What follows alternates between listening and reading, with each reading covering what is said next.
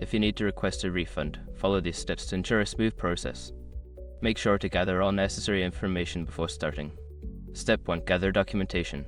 Collect all relevant documents such as receipts, order confirmations, and any correspondence related to your purchase.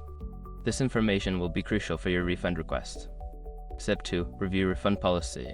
Check the refund policy of the company to understand the terms and conditions.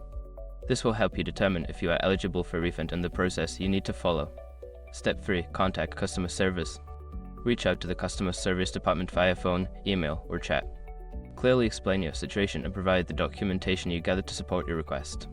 Step 4. Follow up. If you do not receive a response within a reasonable time frame, follow up with customer service. Keep a record of your communications to ensure you have a timeline of your request. Step 5. Escalate if necessary. If your refund request is denied or unresolved, consider escalating the issue to a supervisor or filing a complaint with a consumer protection agency. Be persistent and provide all necessary information to support your case. By following these steps, you can effectively navigate the refund process and increase your chances of receiving your money back.